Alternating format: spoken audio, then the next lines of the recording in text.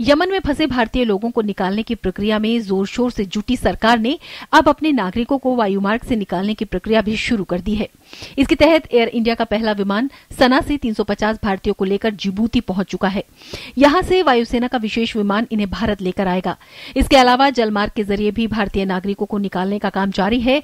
भारत ने यमन के बंदरगाह शहर अल हुदैद से 300 और भारतीयों को बाहर निकाल लिया है, जिससे इस संकटग्रस्त मुल्क में अब तक 800 से ज्यादा भारतीयों को सुरक्षित निकाला जा चुका है। विमान द्वारा आज 4 उड़ानें भरी जाएंगी, जिनमें 500 से ज्यादा नागरिकों को वहां से निकाले जाने की उम्मीद है। The situation for our nationals who are in Yemen is a difficult one. However, we have launched a massive national effort, as a consequence of which, in the first phase, we have been able to evacuate by ship more than 700 Indian nationals. The first of them, more than 350, have come back home. We hope that by this evening, 300 of them will be back.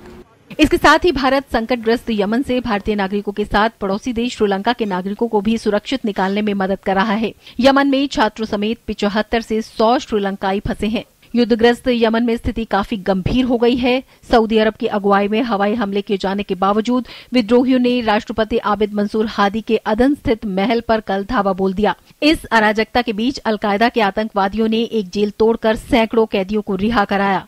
Iran समर्थित विद्रोही हादी समर्थकों के गढ़ अदन के भीतर तक दाखिल हो गए। इसके बाद विद्रोहियों और विरोधियों के बीच भीषण संघर्ष हुआ और टैंक से गोलाबारी हुई। कल के संघर्ष में कम से कम 44 लोगों के मारे जाने की खबर है। इनमें 18 नागरिक भी शामिल हैं। संकटग्रस्त यमन की खबरों पर नजर जमाए वहां फंसे भारतीयों के परिजनों की चिंताएं बढ़ गई हैं और वे हर पल उनकी सुरक्षित वापसी की दुआ कर रहे हैं। हमको तो बस यही है कि हमारे माता पिता तथा जो भी साथ में गए बुआ की फैमिली वो जल्दी से जल्दी भारत लौटे।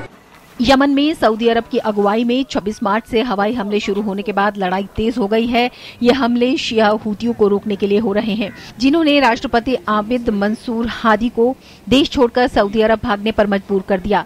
तेज होते इस युद्ध ने संकटग्रस्त इलाके में अलकायदा के प्रसार का खतरा बढ़ा दिया है। संयुक्त राष्ट्र ने यमन में नागरिकों के भविष्य पर चिंता जाहिर करते हुए कहा है कि 2 हफ्तों की यमन की लड़ाई में तकरीबन 519 लोग मारे जा चुके हैं और करीब 1700 जख्मी हुए हैं। ब्यूरो इनपुट्स के साथ डीजी न्यूज।